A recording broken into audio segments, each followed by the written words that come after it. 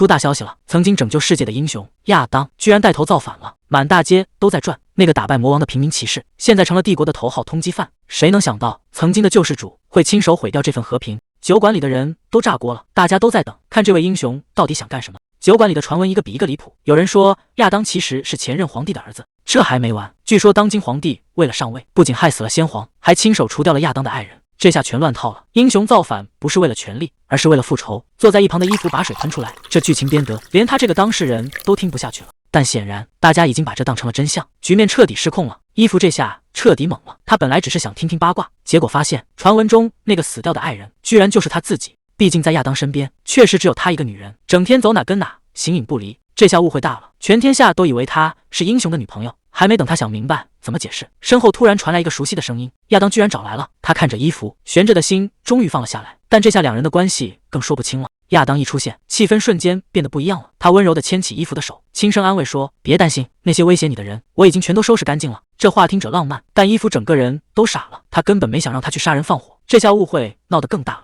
更离谱的是，系统居然还跳出提示，说亚当见到伊芙后，压力值直接从99%降到了1半。亚当倒是觉得挺享受，可伊芙快要崩溃了。他现在压力大的想撞墙，这哪是救星啊，这简直是个随时会爆炸的麻烦。有一款叫《勇者觉醒》的游戏，在玩家圈子里臭名昭著，大家都管它叫史上最烂分作。网上的评价全是吐槽，说这哪是当勇者，简直是在当全职保姆。这英雄脆的离谱，碰一下就死，根本没法玩。大部分人玩2分钟就退坑了，但对于他这种硬核玩家来说，越是这种变态难度，他就越觉得有意思。在这个游戏里，玩家扮演的是上天的启示，从勇者亚当小时候开始，就要通过声音来引导他。结果呢，这游戏难度确实没让人失望。亚当还没出门拯救世界，就因为床铺太冷，直接在被窝里冻死了。这游戏简直是在挑战人类底线。勇者亚当这次死得更离谱，居然是因为目睹队友倒下，直接被活活吓死了。他对着屏幕彻底抓狂，这哪是勇者呀？这心理素质基本告别拯救世界了。难怪正常玩家全都退坑了，死得这么快，神仙也救不回来。就在他打算放弃的时候，突然在网上刷到一条传闻，说这游戏其实有一条隐藏路线，只要能通关，就能看到完全不一样的结局。但这攻略要求简直是变态级别，8岁前不能说话，不准找队友，甚至一路上连个史莱姆都不能杀，必须零经验直达魔王城。换成别人早就摔手柄了，但他偏不信这个邪。经过无数次重开和死磕，他竟然真的做到了。现在魔王城的大门就在眼前，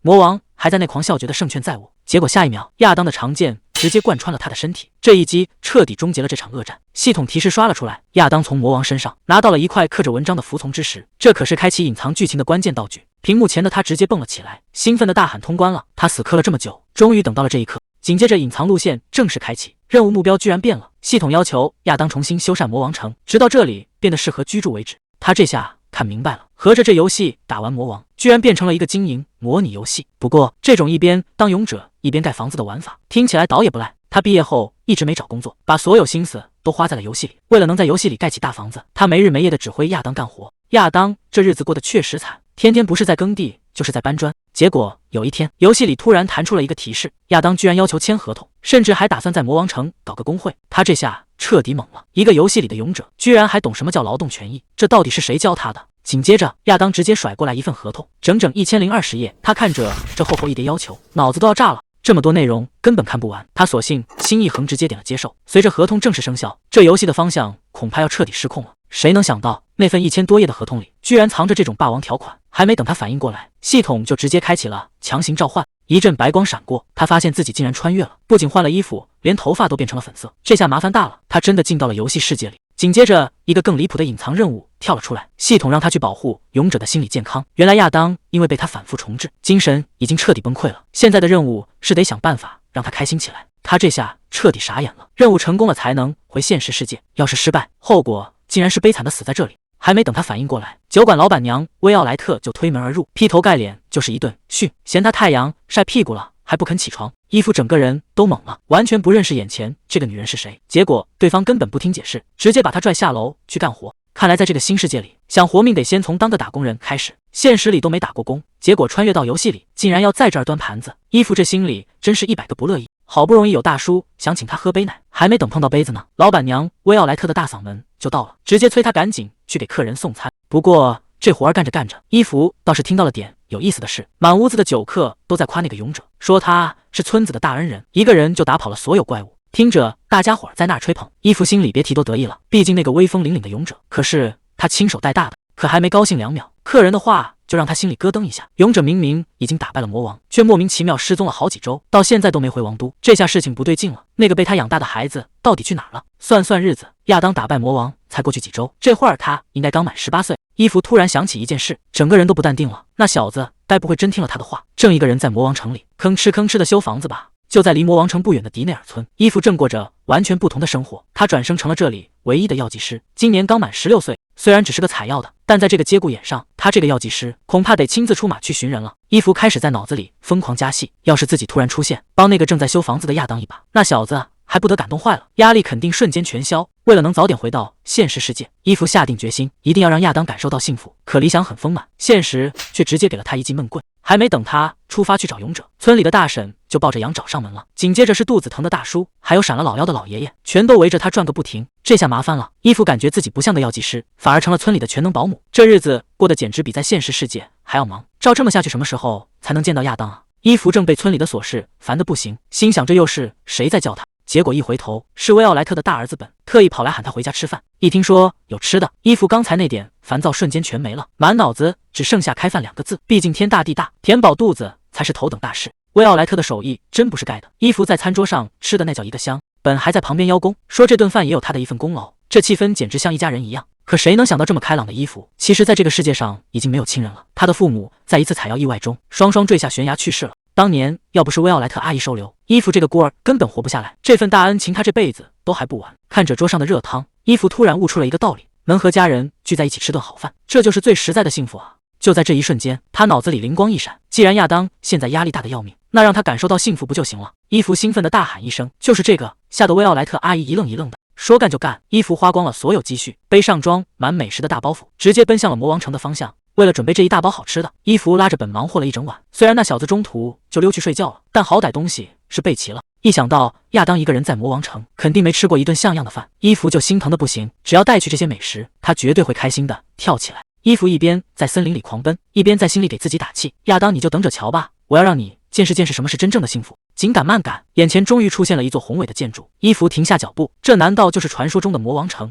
还没等他感慨完，旁边的草丛里突然传出一阵低沉的吼叫声。这下麻烦了，难道还没见到亚当，就要先遇上怪物了吗？怕什么来什么！一只巨大的怪物直接挡住了去路，伊芙整个人都懵了。这魔王城门口怎么还有这种东西？他明明记得亚当手里有一颗神奇的宝石，按理说那些怪物应该早就被收服了才对，可眼前的怪物根本不听使唤，张开血盆大口就扑了过来。伊芙吓得大声尖叫，甚至已经开始想遗言了。这下真要交代在这里了吗？如果自己就这么没了，以后可怎么办啊？就在这生死关头，耳边突然传来一声清脆的响动，伊芙愣住了。就在这千钧一发的时刻，一个熟悉的身影挡在了伊芙面前。亚当手里的重锤落地，发出一声闷响，他冷冷地盯着眼前的怪物，语气里没有一丝温度。我说过，如果你敢伤害人类，我就杀了你。刚才还不可一世的怪物，这下彻底怂了，连头都不敢回，直接夹着尾巴逃进了森林。处理完怪物，亚当转过身，眼神瞬间变得温柔起来。他轻声问伊芙：“你是迷路了吗？”看着眼前这个既威严又温柔的男人，伊芙整个人都愣住了。这真的是他认识的那个亚当吗？这里到处都是怪物，亚当决定亲自送他回村子。可伊芙心里却泛起了嘀咕：接下来的计划还能顺利进行吗？见到真人亚当的那一刻，伊芙彻底看呆了，这颜值简直逆天，跟之前的像素小人完全不是一个档次。一想到自己以前竟然让这么帅的王子去干体力活，伊芙心里全是愧疚。而且看他笑得这么温柔，系统怎么会说他很危险呢？就在这时，耳边突然响起了系统的提示音，隐藏任务竟然触发了，目标是保护勇者的心理健康。原来亚当因为经历了无数次重开，精神已经快要崩溃了，伊芙必须想办法让他快乐起来。这下任务可重了，伊芙深吸一口气，直接冲到亚当面前大喊：“勇者大人，我是来魔王城应聘女仆的。”这一嗓子直接把亚当给整不会了，他一脸懵地看着伊芙。亚当整个人都听懵了，他压根就没打算招人，这姑娘到底在想什么？伊芙倒是挺自信，直夸自己是顶级人才，非要跟着勇者大人混。就在两人盘问家底的时候，真正的危险已经悄悄盯上了他。坏了，这怪物不吃人，竟然盯上了伊芙的干粮袋，费了好大劲做的料理，全被这畜生给糟蹋了。这下拿什么送给亚当？伊芙心疼的不行，这可是他准备了好久的礼物，现在全泡汤了。没想到亚当一点不嫌弃，竟然主动捡起了地上的面包，还反过来给他道歉，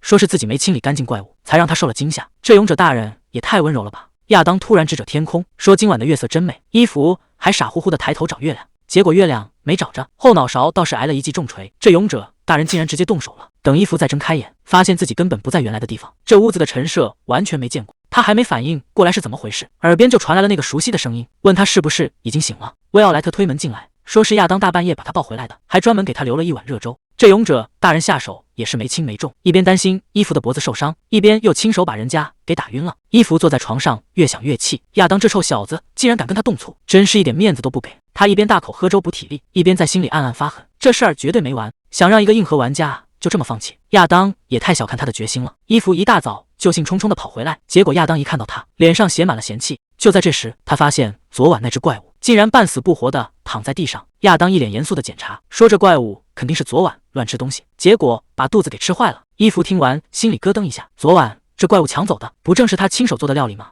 看来他的厨艺杀伤力比勇者的剑还大，连怪物都直接被放倒了。亚当断定这怪物快不行了。伊芙听完心都凉了半截，这要是真吃死了，那罪过可就大了。他赶紧叫停亚当，从包里翻出草药就要往怪物嘴里塞，说自己好歹也是个药剂师。亚当在一旁看得直皱眉头，提醒他这不过是个危险的怪物，根本没必要费这个劲。可伊芙这回态度特别坚决，管他是不是怪物，总不能眼睁睁看着他断气。看着伊芙忙碌的背影，亚当一时间竟然沉默了。他似乎重新认识了眼前的女孩。药丸刚塞进去没多久，这怪物竟然真的睁开了眼。看来伊芙的药剂水平确实有一手。看着怪物亲密地舔着他的手，伊芙一边温柔地安抚，一边在心里疯狂道歉。他是真没想到自己随手做的料理杀伤力竟然这么要命。一旁的亚当看着这一幕，脑子里全是伊芙刚才那句管他是不是怪物都不能见死不救。这个看起来冒冒失失的女孩，好像真的跟传闻中不太一样。伊芙还以为自己这回稳了，看亚当笑得这么温柔，肯定是要改变主意雇佣他了。谁能想到亚当这笑容背后全是套路，反手一个手刀又把他给打晕了。等伊芙再次从床上惊醒，发现自己又回到了酒馆，气得他当场就开始抓狂。这勇者大人到底什么毛病？每次说不过就直接动手，真是一点面子都不给。看着伊芙在屋里大喊大叫，威奥莱特和本都看傻了。亚当本以为打晕送走就完事了，结果一回头，伊芙竟然又生龙活虎地追了上来，说自己这辈子就不知道放弃两个字怎么写，只要开始了就必须干到底。他手里死死攥着一份合同，嚷嚷着要跟亚当谈个双赢的条件，这股子韧劲儿确实让人头大。看着眼前这个自信过头的女孩，亚当整个人都陷入了沉默。听说伟大的勇者大人不仅干掉了魔王，还顺手收回了那座城堡。亚当听完一脸淡定，问他然后呢？伊芙这下可来劲了，他说以前没人敢靠近，不代表这里没价值啊，这可是妥妥的黄金地段。勇者大人显然没听懂什么叫黄金地段。伊芙接着忽悠，光是守着这片地可不行，得让他生钱才行啊。看来这魔王城马上就要变样了。伊芙这算盘打得真响，他说要把这片荒地变废为宝，而他就是那个最关键的人才。亚当却突然冒出一句，这地方他本来是想送人的，根本没打算自己留着。伊芙赶紧打个哈哈，绕开话题，说这么大一片家业，勇者大人一个人哪管得过来，必须得雇个像他这样的完美员工。话音刚落，他连合同都掏出来了，这准备工作做的是真到位。亚当看着手里的契约，问他是不是叫伊芙里斯。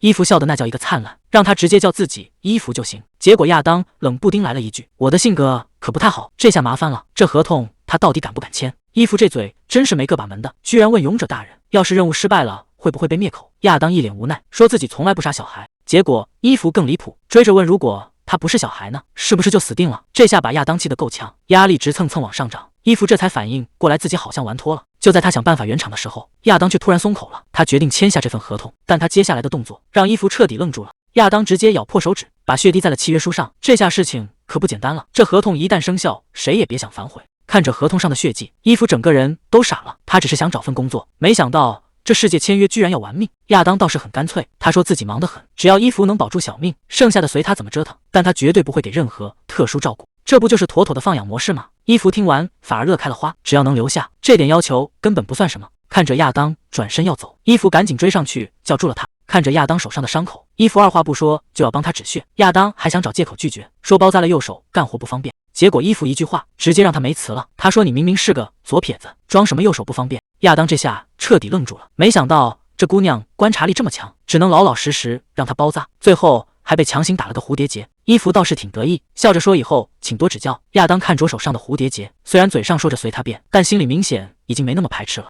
这下好了，勇者大人身边以后怕是少不了这个麻烦精了。告别了村子里的老乡，伊芙的女仆生涯正式开始了。这魔王城大的离谱，他拿着扫帚转了半天，根本不知道该从哪下手。结果还没等他想明白，转角就撞上了一个硬邦邦的东西。伊芙抬头一看，整个人都僵住了，面前站着一个浑身冒紫烟的怪物，那双红眼睛死死盯着他，吓得伊芙当场叫出了声。听到动静的亚当赶紧冲了过来，看着眼前这个长脚的怪物，伊芙吓得魂都没了。结果这家伙还挺臭屁，非说自己是侍奉魔王的大贵族，叫什么阿布拉克萨斯。亚当听得一脸嫌弃，直接把伊芙拉到身后，说这家伙就是个普通员工，让伊芙别理他。阿布拉克萨斯一听就炸毛了，觉得把自己跟人类放在一起是种侮辱。结果亚当一个眼神扫过去，冷冷地问他是不是忘了契约，刚才还威风八面的大魔头，这下瞬间秒怂，为了保命那是半点脾气都没有了。亚当转过头安慰伊芙，只要有他在，这家伙绝对不敢动他一根手指头。看来在这魔王城里，真正的老大还得是咱们勇者大人。亚当临走前还不忘补一刀，说这家伙现在跟废人没区别，让伊芙完全不用担心。阿布拉克萨斯在旁边听得心都要碎了。等亚当一走，伊芙盯着阿布拉克萨斯看个不停，看得这位大魔头浑身发毛，问他那怜悯的眼神是怎么回事。其实伊芙心里想的是，这家伙在游戏里不是进门就被秒的小怪吗？连个攻略都不配有的战五渣，现在居然活生生站在面前。伊芙本想离这种骗子远点，结果阿布拉克萨斯突然凑了过来，眼神也变得严肃了。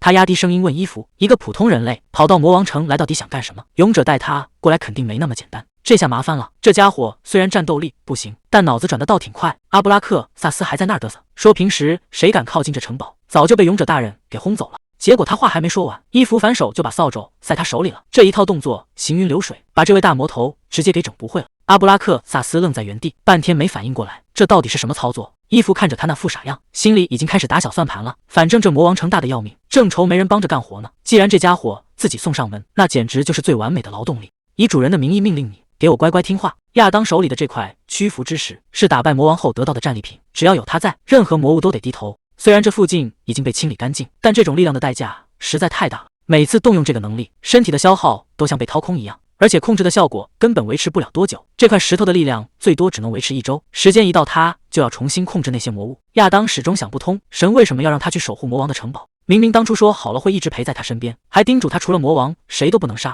可结果呢？神突然就消失了，再也没有降下过神谕。亚当只能独自留在这里，没日没夜地重建城堡。他觉得只要修好了，神就会回来。但如果神真的抛弃了他，这一切还有什么意义？比预想的回来晚了。亚当心里全是衣服，毕竟把他一个人留在城堡，实在太让人不放心。万一那个阿布拉克萨斯突然对他动手，后果简直不敢想象。他急匆匆地推开大门，已经做好了最坏的打算。可眼前的这一幕让他彻底看傻了。伊芙正指着地板大声训斥：“阿布拉克萨斯，你这块地方根本没擦干净！谁能想到堂堂魔族竟然被他当成了清洁工？”伊芙叉着腰大声威胁：“不想吃晚饭了是不是？”阿布拉克萨斯吓得连连道歉，小声嘀咕说自己根本不用吃东西。结果伊芙眼睛一瞪：“你竟然还敢还嘴！”就在这时，亚当推门走了进来，看着眼前这混乱的场面，整个人都懵了。伊芙一见亚当，立马换上一副笑脸，热情地招呼他赶紧洗手吃饭，说这顿大餐准备了好久。可当亚当看向餐桌，心凉了一大截，盘子里全是黑乎乎的一团，根本看不出是什么东西。这顿饭要是吃下去，恐怕命都要没了。伊芙满脸期待的推销，说锅里还有很多，让亚当千万别客气。看着这碗黑乎乎的东西，亚当根本没法拒绝，只能硬着头皮道谢，视死如归的喝了一口。结果汤刚下肚，亚当整个人就定住了，一句话也说不出来。伊芙还在旁边得意的显摆，说这次的味道绝对不一样，特意加了超多辣椒，他觉得辣味能缓解压力。可看亚当这副样子，压力恐怕是更大了。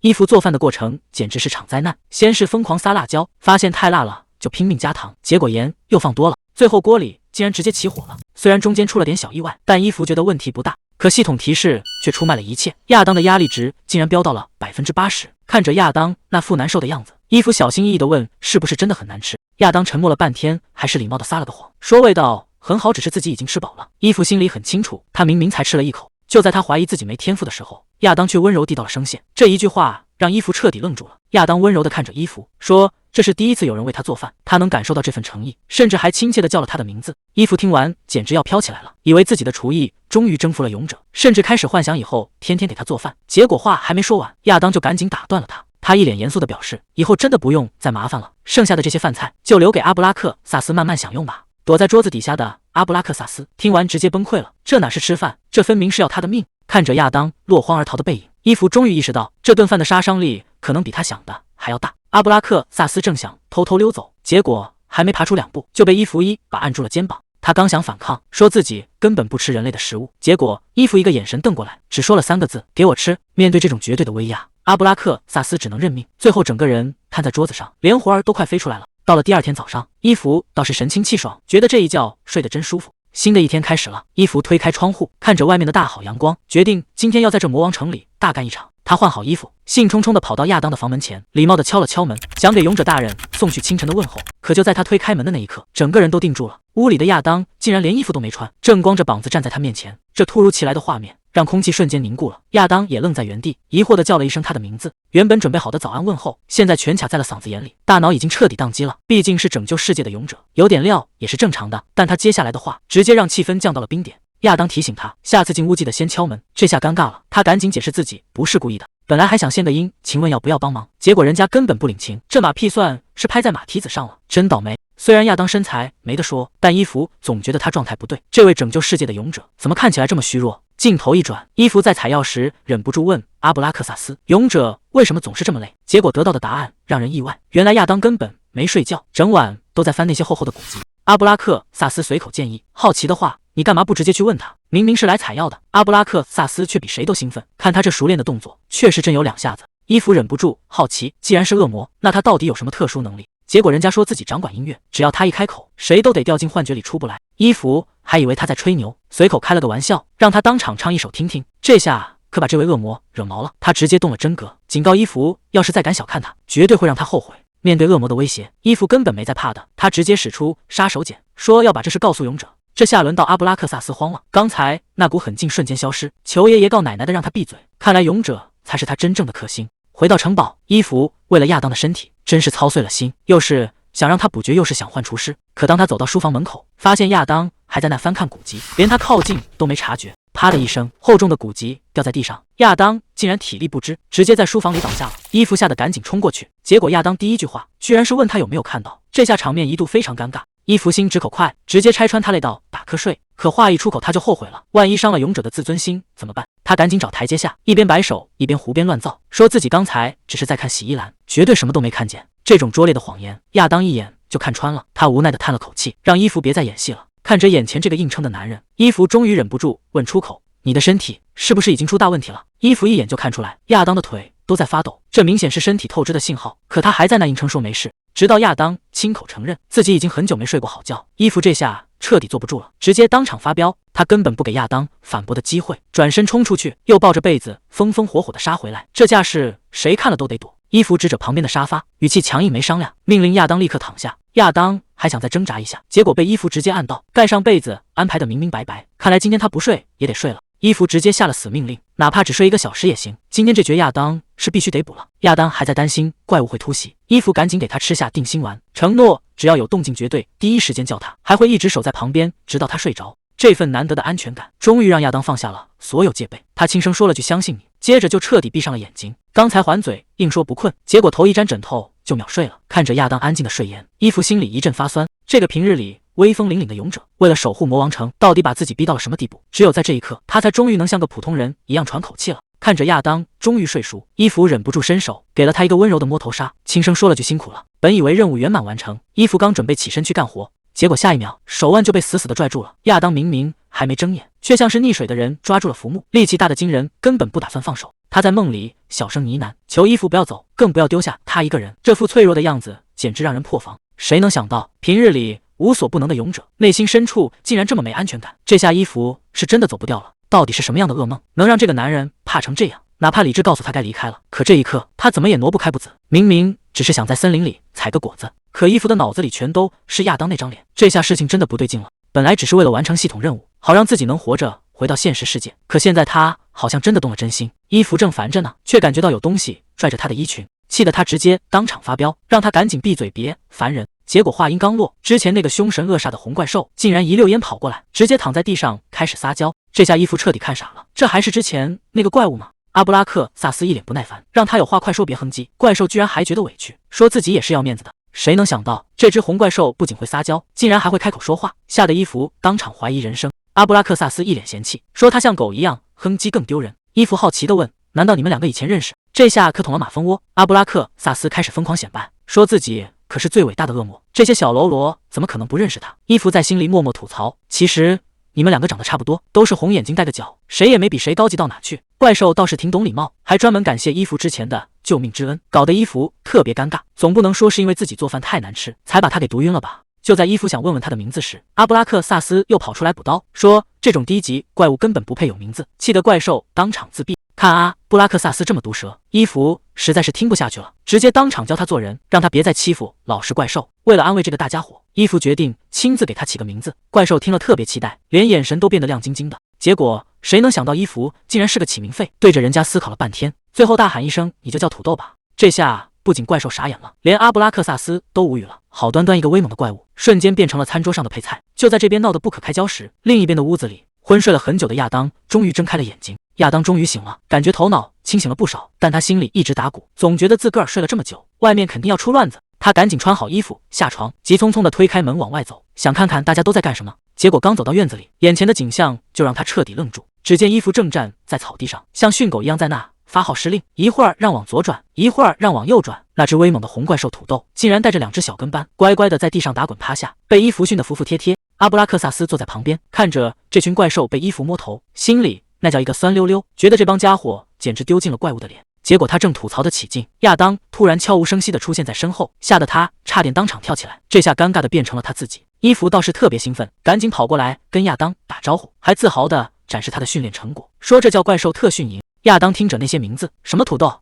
小黑、小白，心里忍不住犯嘀咕，这起名水平真是没谁了。好好的怪兽硬是被叫成了家禽。还没等亚当反应过来，伊芙直接拿出了大姐大的气势，一声令下，让他们赶紧打招呼。刚才还威风凛凛的怪兽们，瞬间整齐划一的低头认怂。看着这群被训得服服帖帖的家伙，亚当整个人都傻了。他怎么也想不到，伊芙竟然真的把他们全驯服了。看着伊芙和怪兽亲密的样子，亚当的三观都被刷新了。他以前总觉得怪兽只能靠武力解决，没想到竟然还能这么和谐相处。看来之前那个人说的没错，暴力确实不是唯一的办法。他忍不住由衷的感叹：“伊芙，你可真是个天才！”伊芙听了笑得特别灿烂，嘴上说着没什么，心里却在盘算着另一件事。他偷偷瞄了一眼系统面板，发现亚当睡了一觉之后，压力值竟然直接降到了42%，这下总算能松口气了。看来这趟睡眠疗法效果拔群。眼看亚当现在心情大好，伊芙决定趁热打铁。他凑过去，小心翼翼地问：“勇者大人，我能不能去一趟戴内尔村？”听到这个请求，亚当这下是彻底懵了，满脑子都是问号。伊芙终于回到了酒馆，薇奥莱特阿姨赶紧迎了上来，打听他在英雄亚当那里的生活。伊芙拍着胸脯保证，日子过得简直太幸福了。虽然亚当在旁边一脸无奈，但这场面看着还挺温馨。不过无事不登三宝殿，伊芙这次回来其实是带着任务的。他直接看向旁边的本，说出了一个让所有人都没想到的请求，他竟然要挖墙脚，让本去魔王城当主厨。谁能想到堂堂大英雄亚当私底下竟然是个工作狂，平时吃饭睡觉全在书房解决。伊芙本来是想过来帮忙，结果在书架上发现了一块剩下的面包，这面包看着就不对劲，闻着还有股陈年老味。伊芙随手往地上一砸，好家伙，地板竟然直接被砸穿了，这哪是干粮啊，这简直是杀人武器。亚当平时到底在过什么日子？看着亚当宁愿啃砖头也不愿意吃自己做的饭，伊芙这下彻底坐不住了。为了改善大英雄的伙食，他直接把本给挖了过来，让他正式担任私人主厨。本以为薇奥莱特阿姨会舍不得，没想到一听说是为了亚当，阿姨二话不说就放人了。毕竟在这个村子里，亚当就是全村人的救命恩人，只要是他的事，大家绝对全力支持。这下亚当的胃总算是有救了。本一路上都在幻想，大英雄亚当住的地方肯定到处都是顶级厨具，自己终于能大展身手了。结果到了地方一看，这哪是英雄府邸啊，简直就是个阴森森的鬼屋。本站在门口直接傻了，问伊芙是不是带错了路，这地方看着就像片废墟。伊芙赶紧打圆场，说这只是装修，还没搞完，里面其实住着挺舒服。本听完转身就要走，借口说自己忘带了东西，结果还没跑2步就被伊芙一把给拽了回来。这下麻烦了，想开溜都没机会了。本刚进门就收到了一个巨大的下马威，这只叫土豆的红毛巨兽差点没把他给吓死。伊芙还在旁边安慰说土豆平时很乖不咬人，结果话还没说完，土豆就张开血盆大口吼了一声。这下本是彻底没脾气了，这地方不仅房子像鬼屋，连宠物都不按套路出牌。与此同时，屋里的亚当也闻到了动静，空气中飘来一阵奇怪的香味。他本来以为又是伊芙在折腾，但仔细一闻，这味道跟平时的砖头面包完全不是一个档次。亚当顺着香味推开门，眼前的景象让他停下了脚步，这哪还是平时的冷清餐桌，简直是鸟枪换炮，摆满了各式各样的精致料理。伊芙一脸自豪地跑过来，隆重介绍他挖来的宝贝，这位就是新上任的主厨本。本也是信心满满，当场保证以后亚当的胃就由他来彻底承包了。亚当看着这一桌子好菜，还有点不敢相信，这竟然真的是专门为他准备的。本对自己的手艺信心十足，可亚当看着这一桌好菜，第一反应竟然是转头问伊芙：“这顿饭你没偷偷碰过吧？”看来伊芙以前的黑暗料理确实给亚当留下了不小的心理阴影，气得伊芙当场炸毛，大骂亚当是个不识好歹的混蛋。亚当这才半信半疑地坐下，拿起勺子试探性地尝了一口，结果这一口下去，局面瞬间反转。刚才还满脸怀疑的亚当，这下彻底没话说了。这味道简直是人间美味。他终于露出了久违的笑容，看来这位新主厨是真的要把他给收服了。看着亚当吃饭的样子，伊芙整个人都被萌到了。这还是那个冷冰冰的英雄大人吗？系统提示亚当的压力值直线下降，看来这招美食计真是用对了。亚当放下餐具感叹，这是他这辈子吃过最好吃的一顿饭。听到这句话，主厨本直接感动到不行，觉得在鬼屋里干活的辛苦全值了。伊芙在一旁看着，心里总算松了一口气。亚当比他预想的还要满意。原本他来到这里只是为了想办法逃离这个游戏，但看着眼前这一幕，他的想法似乎开始动摇了。看着眼前这副热闹的景象，伊芙突然意识到自己的心态已经彻底变了。原本只是想完成任务，但现在他是真心实意的希望亚当能够获得真正的幸福。这种感觉已经不再只是为了通关，而是有了更深的牵挂。伊芙主动提出要帮亚当打扫书房，毕竟其他地方都收拾好了，就差这位英雄的私人领地。亚当听完愣了一下，显然没料到他这么积极。伊芙倒是拍着胸脯保证，这本来就是他的工作。虽然亚当最后答应了，但看着反应，事情肯定没那么简单。等伊芙真的推开门，这下彻底傻眼了，这哪是书房，简直就是个灾难现场。真正的挑战才刚刚开始。看着满屋子乱丢的书衣服，有点犯愁，这些可都是魔王的私人收藏。亚当平时到底在找什么？就在这一堆落满灰尘的旧书里，有一本干净的过分，显然经常被人翻阅。伊芙好奇地打开，发现里面记录的全是历代英雄和魔王的战斗史，可越看越不对劲。以前的英雄身边都有同伴，唯独亚当始终是一个人。想到这里，伊芙心里真不是滋味。原来这位英雄一直都这么孤独。书里的真相简直让人脊背发凉。原来历史上的每一位英雄都活不过30岁，尤其是那位叫劳伦斯的。进入魔王城之后，所有的记录就彻底断了，就像人间蒸发了一样。伊芙这下明白了，难道自己被送到这来，就是为了改写亚当的命运，让他别死得那么早？正当他在这儿自我感动呢，脚下突然咔嚓一声，这梯子居然断了。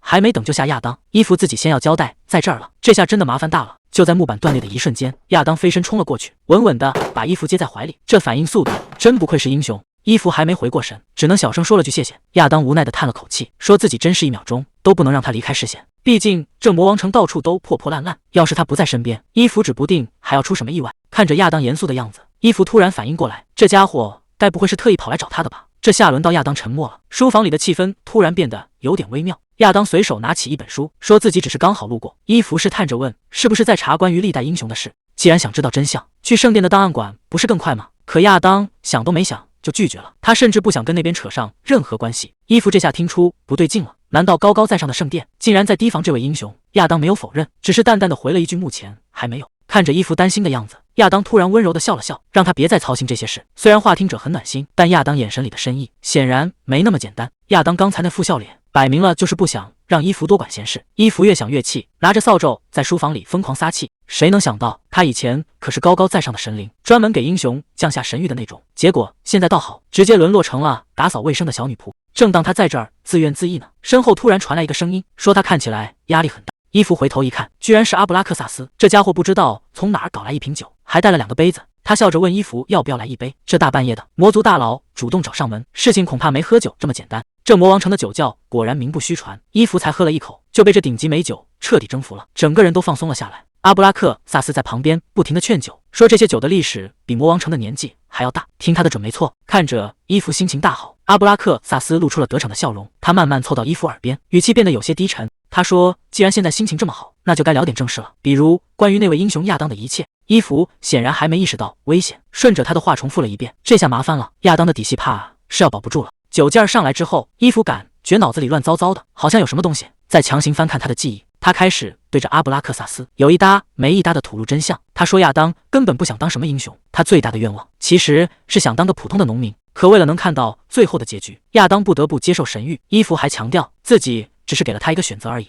阿布拉克萨斯听得眉头紧锁，他冷不丁地回了一句，你说话的语气简直就像个神一样。伊芙根本没理会他的试探，继续沉浸在回忆里。他说亚当有时候会说些奇怪的话，哪怕真的杀掉了魔王，事情也不会结束。按照剧本，英雄血脉已经传到了第7代，魔王复活确实是家常便饭。可问题就在这儿，亚当只是个普通的人类英雄，他凭什么能看透这种轮回？除非他知道一些根本不属于这个世界的秘密。正当伊芙想得入神，一只手突然搭在了他的肩膀上，回头一看，竟然是亚当本人。他不知道什么时候已经站在了伊芙身后，系统面板上的压力值正在疯狂飙升，这下真的要出大事了。亚当的压力值已经飙到了70%，这可不是什么好兆头，要是再涨下去，后果简直不敢想象。伊芙现在整个人都晕乎乎的，根本不知道发生了什么，只能任由亚当这么护着。对面的阿布拉克萨斯彻底怂了，他一边往后躲一边喊着：“欺骗人类本来就是恶魔的本性，有本事你就直接动手！”看来亚当这次是真的动怒了，局面已经到了失控的边缘，谁也不知道下一秒会发生什么。阿布拉克萨斯冷笑着说：“你根本不敢动手，要是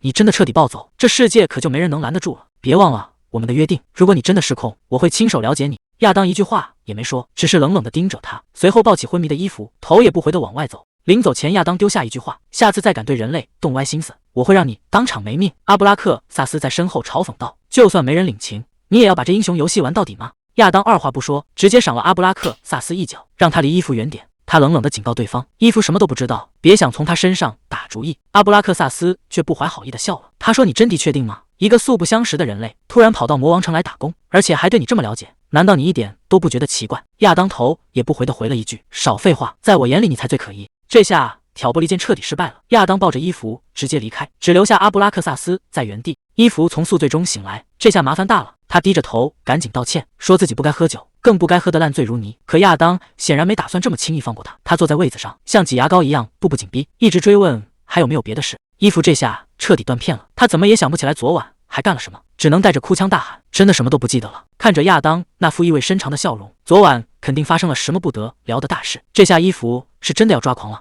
亚当开始查户口了，他盯着伊芙问：“昨晚你跟那个恶魔到底聊了什么？”伊芙表面上在努力回忆，其实心里虚的不行。昨晚他只顾着喝酒撒欢，还记得聊过什么正经事？他只能硬着头皮装傻，说自己完全断片了，什么都不记得。亚当叹了口气，严肃地警告他，不管那家伙表现得有多友好，他终究是个危险的恶魔。伊芙嘴上答应的好好的，可看着亚当扶额沉思的样子，他心里的小鹿又开始乱撞。明明是在挨训，怎么突然觉得这家伙帅得过分？这下注意力全跑偏了。伊芙正盯着亚当犯花痴，觉得他举手投足都帅得不行，可还没等他多欣赏两眼，身体就先抗议了。刚才还想在帅哥面前表现一下，结果下一秒他就直接上演了大型社死现场，当着亚当的面吐了个稀里哗啦。这下什么形象都没了，伊芙只能灰溜溜地躺回床上，感受着宿醉带来的毒打，心里全是后悔。就在他尴尬的想找个地缝钻进去时，亚当竟然端着热腾腾的药粥进来了，还耐心地叮嘱他趁热喝。虽然丢脸丢到了家，但看着亚当这么体贴，伊芙心里又暖又羞愧，这下是真的没脸见人了。伊芙还在那儿拼命道歉，说一定要把刚才弄脏的地方打扫干净。结果亚当听完竟然直接笑出了声，这下轮到伊芙看呆了，他从来没见过亚当笑得这么开心，刚才那种尴尬的要命的气氛一下子全散了。亚当一边笑一边感叹，说伊芙真是个有趣的人，自己已经很久没这么放松过了。伊芙还是有点心虚，小声问他是不是对自己很失望，毕竟刚才表现得那么丢人。亚当收起了笑容，眼神变得特别温柔，他说自己一点都不失望，而且不管伊芙是什么样的人，他其实根本不在乎。看着亚当忙碌的背影，伊芙心里却莫名有些难受，他总觉得眼前这个温柔的男人迟早有一天也会离开自己。亚当并没有察觉他的心思，只是细心地叮嘱他今天什么活都别干，就在房间里好好休息。伊芙问他要去哪，亚当指了指地图，说城堡东北边的村子里来了一位非常重要的人物，他打算亲自去见一面。虽然亚当说的轻描淡写，但谁都能感觉得到，这个神秘大咖的出现恐怕会让现在的平静彻底打破。伊芙听说东北村庄来了个大咖，赶紧找本打听情况。本一边干活一边说，这事儿早就闹得沸沸扬扬，听说是个祭司去主持净化仪式。伊芙这才反应过来，原来亚当这次出门就是为了去见这个祭司，难怪他走的时候看起来心情那么糟糕。可亚当这种身份的人为什么会跟神殿这么不对付？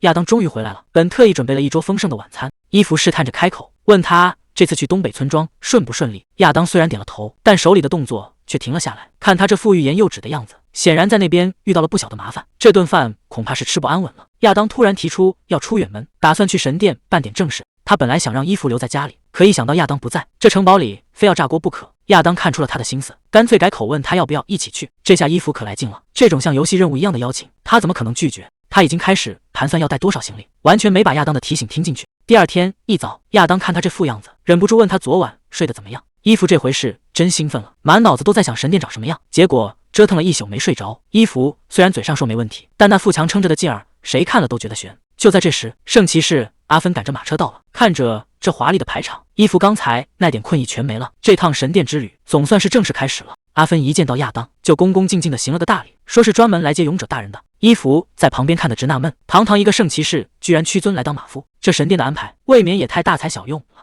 简单的自我介绍之后，阿芬表现得非常有礼貌。可就在这时，他突然话锋一转，眼神也变得犀利起来。看来接下来的话才是他这次来的真正目的。阿芬一见到亚当，那副崇拜的样子简直藏不住，盯着亚当腰里的圣剑猛夸。可亚当还是那副老样子，冷冰冰的回了一个字。这气氛尴尬的伊芙赶紧出来打圆场。伊芙本来还纳闷圣骑士怎么亲自跑来开车，结果阿芬一开口全露馅了，这乃是圣骑士啊，这分明就是个狂热的小迷弟，为了见偶像一面才抢着来的。伊芙看着这副场面，突然想起亚当以前在神殿的往事，那可不是什么好脾气的英雄，而是一个拿了东西就走，连大祭司的信都赶不回的刺头。这趟神殿之行恐怕没阿芬想的那么简单。伊芙心里很清楚，神殿之所以这么急着拉拢亚当，是因为现在的他是几十年来第一个能听到神谕的英雄。上车之后，伊芙试探着开了个玩笑，说神殿的人看起来挺喜欢他的。可亚当接下来的话却让气氛一下子降到了冰点。他说自己早就听不到神的声音了。伊芙这才反应过来，原来是因为他的出现，才让原本属于亚当的神谕彻底消失。看着亚当落寞的样子，伊芙心里满是愧疚，是他让这个英雄变得孤身一人，没有了神谕的指引。现在的亚当在神殿眼里就是一个随时会露馅的冒牌货。伊芙心里越想越后怕，要是亚当听不到神谕的事传出去，那可不是闹着玩的，分分钟会被神殿扣上亵渎的罪名。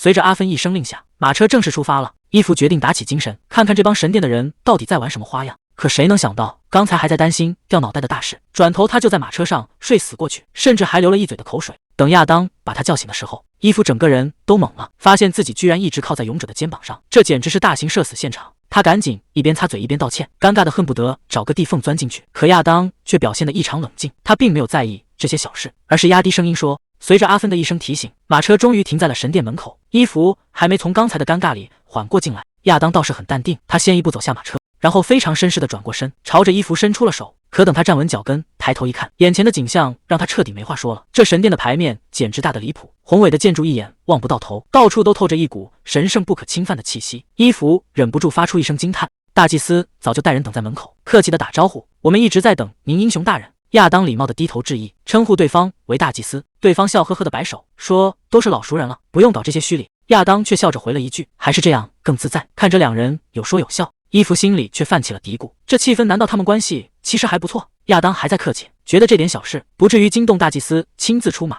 对方却表现得格外大方，直言大家都是老熟人，如果不方便这里的祭司随他挑选。亚当礼貌递到了声谢，没打算深交。可大祭司话锋一转，突然看向旁边的伊芙，至于这位同伴，伊芙指着自己，这下轮到他猛了。亚当顺水推舟，直接把伊芙推了出去，说他正好想参观神殿。伊芙在心里疯狂吐槽，这分明是嫌麻烦，才把他这个累赘甩给别人。大祭司倒是很热情，主动邀请伊芙去花园散步。伊芙虽然心里100个不情愿，也只能硬着头皮跟上。两人走在宏伟的女神像下，大祭司全程笑眯眯的，看起来特别和蔼。可伊芙却觉得事情不对劲，这种一直挂着笑脸的人，根本看不透他在想什么。大祭司指着远处的礼拜堂，建议他等亚当忙完一定要过去看看。这看似平常的邀请，总让人觉得话里有话。大祭司突然开口试探，问伊芙愿不愿意常住在神殿，还一脸慈祥地说随时欢迎。伊芙一眼就看穿了对方的算盘，这分明是亚当那边搞不定，想从他这儿找突破口。他先是客气地夸了2句，紧接着话锋一转，如果亚当不喜欢这里，那我也没兴趣。这句话直接把大祭司给噎住了。伊芙心里很清楚，当初就是因为自己的一句话，才让亚当的人生彻底变了样。他不想再强迫亚当做任何事，不管接下来会发生什么，他都只会站在亚当这一边。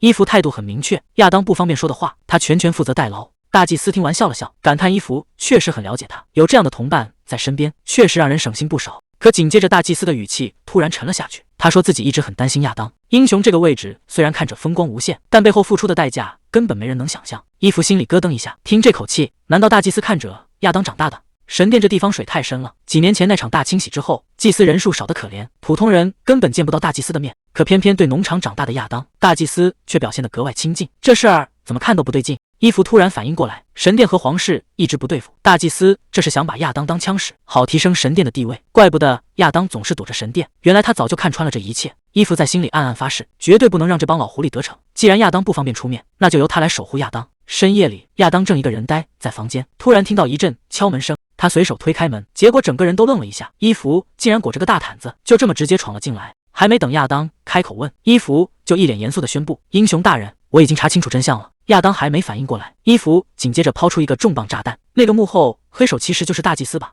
伊芙这脑回路转得飞快，他觉得大祭司肯定在提防亚当，毕竟英雄要是跟神殿不一条心，那不就成了神殿的眼中钉吗？甚至他还怀疑神殿是怕亚当倒向皇帝那边，所以才处处算计。看着伊芙一脸认真的样子，亚当忍不住笑了，伸手轻轻点了一下他的额头，问他大老远跑过来，难道就是为了说这些阴谋论？伊芙一点没开玩笑，盯着亚当的眼睛说：没错，因为我想保护你。这句话一出，亚当彻底愣在原地，半天没说出话来。伊芙一脸严肃的分析说：“这地方人生地不熟的，万一睡熟了，肯定会给敌人留下可乘之机。”亚当还没听明白，伊芙突然话锋一转：“所以，我今晚绝对不会让你合眼。”结果他反手掏出一大堆东西，又是饼干，又是桌游，甚至连扑克牌都准备好了。结果不出所料，伊芙这回是真的心态崩了，怎么玩都是输。他甚至怀疑亚当是不是背着他，偷偷找高手特训过。亚当却一脸无辜地说：“这真是他第一次玩牌，除了他还没跟别人试过。”这话听着更扎心了，合着这就是纯粹的天赋压制。伊芙虽然郁闷，但还是愿赌服输。他把额头露出来，让亚当这回别留情，直接来个狠的。亚当笑了笑，既然这是他的愿望，那他可就不客气了。本以为这下要挨个狠的，结果亚当根本没按套路出牌，他没弹脑门，反而伸手轻轻戳了戳伊芙的脸。这下轮到伊芙猛了，亚当赶紧道歉，说他刚才的样子实在太像小松鼠，他一个没忍住就下手了。伊芙好奇地问：“难道堂堂勇者大人竟然是个松鼠控？”亚当停顿了一下，语气变得有些低沉。他说小时候住的地方到处都是松鼠，每当心情不好的时候，他就会一个人去森林里待着，就在那时他总能遇到那些小家伙。亚当陷入了回忆，他说小时候在森林里经常有橡果掉在头上，就在那时他遇到了一只没东西吃的小松鼠，他照顾了那个小家伙很久，后来松鼠就一直赖在他肩膀上，怎么赶都赶不走。亚当看着伊芙说，其实他长得真的很像那只松鼠，也许这就是为什么他当初没法狠下心把他赶走。伊芙听得正感动，随口问了一句，那后来那只松鼠怎么样了？结果亚当语气平静，直接回了2个字：死了。这转折来得太快，一盆冷水直接扣在伊芙头上，刚才那点温馨的气氛瞬间全没了。亚当语气突然冷了下来，他说那都是他的错，只要是靠近他的人，最后全都没有好下场。在他眼里，自己就是一个被神抛弃、带着诅咒的人，无论他怎么努力，都没法摆脱这种命运。亚当看着伊芙，让他也赶紧离开，因为他真的不想再看到身边有人消失了。这番话听得人心碎，本以为伊芙会被吓跑，结果他不仅没动，反而直接伸手死死握住了亚当的手。伊芙这下是彻底豁出去了，他说反正人早晚都要死，死在亚当身边，还是死在没人知道的角落，结果其实都一样。但如果亚当现在把他赶走，他临死前绝对会恨他一辈子。亚当叹了口气，说他这都是为了伊芙好，伊芙根本不买账，魔王都已经彻底消失了，到底还有什么好担心的？亚当沉默了很久才开口，他说这就是最大的问题，在一个没有魔王的世界里，勇者已经不再被需要了，飞鸟尽良弓藏，他的处境其实比谁都危险。伊芙听完没被吓住，反而盯着亚当提议，既然这样，那咱们就干脆打个赌，就赌1年时间，如果这1年他能平安待在他身边，那就算他赢了这一场拿命当筹码的豪赌。伊芙这态度简直硬得没话说，他说自己绝对不会死，而且一定会证明给亚当看。亚当盯着他看了半天，最后还是没忍住，他说伊芙这脾气简直比他还要固执。两人就这么拉钩定了盟约，既然赌局已经开始了，那就要继续玩下去。画面一转，两人已经来到了教堂，阳光从高处的窗户洒进来，气氛总算缓和了不少。就在这时，大祭司开口了，他说看你们这2个人怎么一副精疲力竭的样子，看来刚才那场生死博弈确实把2个人都累得够呛。大祭司看他们2个状态不对，还以为是昨晚没睡好，亚当赶紧打个哈哈给绕了过去。等走到教堂最深处的祭坛，大祭司指着台子上的东西问，能不能感受到那股神圣的力量？那是一枚闪着蓝光的戒指，据说是开国皇帝留下来的圣物，这玩意儿可不是谁都能碰的，只有真正得到神谕的英雄才有资格接触它。伊芙这下总算听明白了，合着这枚戒指就是用来分辨真假英雄的测谎仪。真金不怕火炼，亚当到底是不是那个天选之人，马上就要见分晓了。大祭司说这枚戒指本该由英雄保管，可亚当偏偏不走寻常路，非要把它留在神殿里，这就不对劲了。这么重要的宝贝，亚当为什么要把它还回来？伊芙越想越好奇，干脆凑到跟前想看个仔细。这可是传说中的圣物，透着一股说不出的神秘感。可就在他靠近的一瞬间，祭坛上的戒指突然光芒大作，竟然在没人碰的情况下，自己晃晃悠悠地飘到了半空。伊芙整个人都看傻了，他指着那枚戒指问大家，这玩意儿平时难道也会自己飞吗？看大祭司那副表情，这事儿显然已经失控了。紧接着，戒指爆发出一股刺眼的强光，整个教堂瞬间被蓝色的能量漩涡吞没。伊芙被这股劲头冲得根本睁不开眼。这枚戒指突然失控，爆发出的力量直接把伊芙困在了中心。亚当急疯了，根本顾不上危险，只想冲过去把他拉出来。可这股力量太强了，连他也无法靠近，局面彻底失控了。亚当在外面喊破了嗓子，可伊芙却像丢了魂一样，完全不知道发生了什么。这道光幕就像一堵墙，把2个人彻底隔开了。伊芙拼命挥手大喊，结果发现亚当根本听不见他的声音。伊芙在里面喊破了嗓子，可外面的亚当却一点反应都没有。看来这道光幕彻底切断了2个人的联系。就在这时，系统突然自动启动了，所谓的2阶窗口同步，成了他唯一的救命稻草。伊芙在里面正愁得脑壳痛，结果戒指系统突然来了个神操作，直接在外面投射出一行大字。亚当看着眼前的神谕，整个人都愣住了，他怎么也没想到事情会往这个方向发展。这下教廷的人全炸开了锅，都以为是神迹降临，场面瞬间变得一发不可收拾。这下真是大型社死现场。系统居然把伊芙的吐槽全都当成神谕发了出去，伊芙在里面急得直跳脚，拼命想关掉这个坑人的同步，可外面的亚当已经尴尬的要命。面对教廷人员的追问，他只能硬着头皮解释，神刚才不仅在叹气，甚至还嫌弃的咂了咂嘴。结果系统又补了一刀，说神现在已经彻底迷路了。这局面真是越来越离谱了。谁能想到这位神不仅是个路痴，居然还主动承认自己带错了路。亚当一边翻地图一边纳闷，这神怎么跟书里写的一点都不一样，不仅要看地图，甚至还表现得比人类更接地气。就在亚当顺手解决掉几个强盗后，系统居然又跳出一行字，说黑吃黑的感觉简直太爽了。亚当这下彻底明白了，自家这位神性格确实有点过于真实了。神谕再次降临，居然是让亚当能拿多少拿多少。这神不仅接地气，甚至还有点贪财。亚当老老实实装了一大袋子，结果因为实在太沉，神又改口让他扔掉几条项链。这种像朋友一样的相处方式，反而让亚当觉得很踏实。他心里很清楚，那个熟悉的人终于回来了。就在屏障消失的一瞬间，亚当看着眼前的景象，突然产生了一种强烈的既视感。这副被光芒包围的样子，简直和他小时候被神选中的那一刻一模一样。一个大胆的想法冒了出来，难道说伊芙也被神选中了吗？面对眼前的伊芙，亚当竟然下意识地躲开了视线，这反应明显不对劲。神官们急急忙忙冲过来，担心他有没有哪里受伤。这种反常的行为根本瞒不过伊芙的眼睛，这下麻烦了，亚当到底在心虚什么？伊芙努力回想了半天，除了那道刺眼的强光，脑子里根本没留下别的印象。亚当还是不放心，追问他有没有听到奇怪的声音，结果得到的答案依然是否定。这下连亚当都开始怀疑了，难道他并不是被神选中的人，还是说神故意瞒着所有人？就在气氛越来越沉重的时候，系统突然弹出了警告，亚当现在的压力值竟然飙到了 73%， 而且原因竟然是强烈的嫉妒。这下轮到伊芙猛了，他到底在吃谁的醋啊？伊芙总算反应过来了，亚当这副样子八成是误会自己被神选中了。为了缓和气氛，他赶紧掏出一枚戒指递过去，说这宝贝本来就该属于他。谁知道亚当刚接过手，整个人就彻底爆发了，他猛地甩开伊芙的手，戒指就这样重重地摔在地上。亚当冷冷地看着他，嘴里却喊着什么英雄。这下局面彻底失控了，他到底在发什么疯？亚当道了个歉，随便找个借口就落荒而逃了，留下伊芙一个人在原地发愣。他看着掉在地上的戒指，还以为是自己刚才太主动，结果把亚当给吓跑了。为了弄清楚这到底是怎么回事，伊芙带着戒指找到了大祭司，打算把这件东西物归原主。可大祭司接下来的话却让他彻底傻眼了，这枚戒指竟然是传说中的圣物，而且除了伊芙之外，根本没人能碰它。大祭司这番话算是彻底实锤了伊芙的身份，原来被神选中的人不止亚当一个。既然这枚戒指亚当死活不要，大祭司索性顺水推舟，非说这是神的旨意，让伊芙收下。伊芙嘴上没说什么，心里却在疯狂吐槽，毕竟他自己就是那个所谓的神。不过这戒指确实是个好东西，戴上它之后，亚当的所有数值都能实时同步。看着手里的戒指，伊芙心里已经有了主意，是时候找亚当好好谈谈了。伊芙本来是想去找亚当谈谈，结果亚当没找着，反而跟另一个女人撞个正着。看清对方的长相后，伊芙整个人都愣住了，这不是传说中的梅丽尔吗？他一激动，直接冲上去打招呼，结果对方一脸疑惑地看着他，问他到底是谁。这下伊芙才反应过来，现在的梅丽尔根本不认识自己，这下彻底完脱了。要知道梅丽尔可是亚当的战友，不仅拥有极强的神力，还是这一世还没登场的大人物。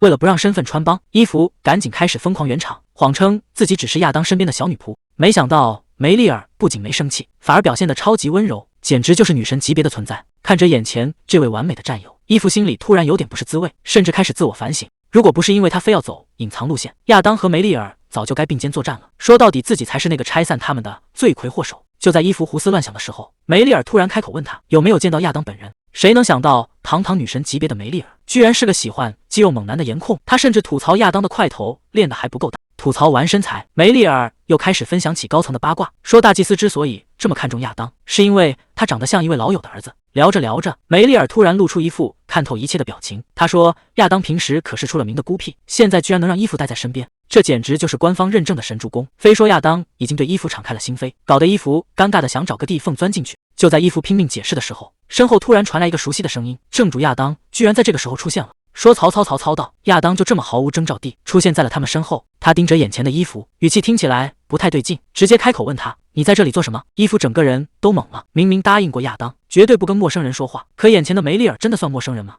就在气氛最尴尬的时候，梅丽尔主动开口了，她说：“别生气，我们刚才正聊到你呢。”这番话能不能帮伊芙解围，就看亚当接下来的反应了。亚当显然没打算多留，他礼貌地打了个招呼，就直接要把伊芙带走。走吧。这一声令下，伊芙只能乖乖跟在他身后。虽然被强行带离，伊芙还是没忘回头打个招呼，毕竟刚才聊得还算投缘。看着两人远去的背影，梅丽尔脸上的笑容似乎藏着什么还没说完的话。刚离开梅丽尔的视线，亚当就开始秋后算账了。他冷着脸问：“不是说好不跟陌生人走吗？伊芙觉得很委屈，那可是大名鼎鼎的祭司，怎么能算陌生人呢？可亚当却摇了摇头，人心隔肚皮，谁知道对方到底在想什么？伊芙忍不住试探，你是不是讨厌神殿的人？结果亚当憋了半天才说出心里话，他只是不喜欢伊芙不听话。这句话一出，伊芙直接炸毛了，这世界上难道还有比他更听话的人吗？伊芙还在闹别扭，这一声冷哼让气氛降到了冰点。亚当想打破僵局，他试着转移话题，问伊芙还能不能听到那些奇怪的声音。伊芙停顿了一下，点点头说确实听到了一些。亚当赶紧追问到底听到了什么，结果伊芙头也不回，直接甩出一句听到了你的唠叨。这下轮到亚当没话说了，好心关心一下，结果直接把天聊死。两人就这样沉默着，谁也不肯先开口。这走廊里的空气简直尴尬的让人想逃。正式聊完，两人总算打算打道回府了。亚当已经打好了招呼，让伊芙赶紧收拾行李。一听说要走，伊芙整个人都精神了。神殿的伙食实在太差，他早就想回去改善伙食了。可还没等两人出门，外面突然传来一阵嘈杂声，有人在大喊大叫，非要见英雄不可。听这动静，对方显然是来找茬的，哪怕守卫极力拦着那人，也根本不听。伊芙一脸纳闷，这又是哪位不速之客？亚当无奈地停下脚步，看来今天想走恐怕没那么容易了。谁能想到这位闹事的不速之客，竟然是帝国的皇太子？伊芙整个人都愣住了，这种级别的大人物怎么会出现在这里？皇太子一开口就透着一股陈年旧账的味道，他直呼亚当的名字，显然两人早就认识。可亚当的态度却冷得吓人，他强调自己只是神殿的人，跟皇室没有任何瓜葛，更不想猜对方的来意。这番话直接把皇太子气笑了，他当众拆穿亚当的伪装，骂他是个彻头彻尾的骗子。看来这两个男人之间藏着一个不能说的秘密，局面这下彻底失控了。亚当这番话简直是顶级的阴阳怪气，他自嘲只是个平民骑士，根本配不上揣摩皇太子的心思。这句话一出，皇太子瞬间就被点燃了，他猛地冲上前去，死死揪住了亚当的衣领。他质问亚当是不是在讽刺自己，可亚当不仅没退缩，反而继续冷静地补刀，提醒皇太子在神殿要保持庄重。这下皇太子彻底破防了，他愤怒地让亚当闭嘴，手上的力道越来越重。远处的伊芙都看傻了，这两个男人之间的火药味已经快要把整个神殿给掀翻了。皇太子突然转过头，把矛头指向了旁边的伊芙，他语气里满是不屑，问这个平民女孩到底是谁。伊芙这下彻底懵了，还没等他反应过来，亚当已经一个箭步挡在身前，冷冷地警告皇太子离他远点。这副护短的架势让皇太子忍不住冷笑出声，他松开了手，自嘲说每次跟亚当待在一起，自己都像个十恶不赦的反派。可紧接着亚当话锋一转，问他有没有去过那个小礼拜堂。听到这个地方，皇太子整个人都定住了。亚当使出了一招缓兵之计，他告诉皇太子，既然来了神殿，就要先去向神灵致敬。皇太子虽然一脸不爽，但碍于面子还是答应了。他让亚当在原地等着，随后便跟着祭司离开了大厅。可皇太子前脚刚走，亚当的脸色瞬间就变了，他根本没打算在这等死，而是立刻拉住伊芙，让他趁现在赶紧离开。亚当早就留了后手，他让大祭司提前准备好了东西，现在必须争分夺秒。他叮嘱伊芙赶紧去收拾行李，看来这地方是待不下去了，他们必须在皇太子反应过来之前彻底消失在神殿里。看着亚当和皇太子闹成这样，连旁边的祭司都忍不住感叹，看来这位英雄和皇室的关系确实是水火不容。伊芙心里一直打着鼓，他赶紧拉住祭司打听亚当刚才找大祭司要的到底是什么秘密武器。他越想越觉得不对劲，甚至开始脑补亚当是不是要去做什么危险的事情。毕竟作为随从，他觉得自己必须得盯着点。看着伊芙急成这样，祭司赶紧摆了摆手，让他别再那瞎猜了。其实亚当要的东西根本没那么复杂，他只是找大祭司借了一本书而已。亚当要找的并不是什么魔法书，而是一本记录了历代英雄和魔王事迹的古籍。他甚至还专门打听了那些魔王到底都长什么样。伊芙听到这儿觉得很奇怪，好端端的为什么要调查魔王的长相？他见过现任魔王，那是一个黑发红眼的英俊男人，长相非常有辨识度。可当他追问起前任魔王时，祭司给出的答案让他愣住了。据说前任魔王竟然也是黑发红眼，这种长相上的高度重合绝对不是什么巧合。事情开始变得不对劲了，亚当到底在怀疑什么？难道历代魔王之间还藏着什么不为人知的联系吗？难道说这两代魔王真的是从一个模子刻出来的吗？伊芙觉得这事儿太离谱了，他忍不住追问祭司，这些陈年旧事到底是从哪儿听来的？祭司倒也没隐瞒，毕竟两代魔王更替也就几十年，神殿里多的是死里逃生的幸存者，那些人的描述总不会全都是编的。提到这儿，伊芙就气不打一处来，魔王军都快打到家门口了，皇宫那帮人不仅不帮忙，竟然还那样对待亚当。祭司冷笑了一声，显然对皇室早就彻底寒了心，指望那帮人还不如指望自己。眼看时间不多了，祭司催促伊芙赶紧去收拾行李，毕竟现在跑路才是正经事。伊芙道谢后转身离开，可他心里那团迷雾却变得越来越浓了。本以为能趁乱赶紧溜走，可伊芙刚一推开门，整个人就僵在了原地。皇太子竟然就坐在屋里，一副气定神闲的样子，显然已经等了他很久。他笑着打了个招呼，语气听起来很轻松，但这局面明摆着就是守株待兔。伊芙这下彻底懵了。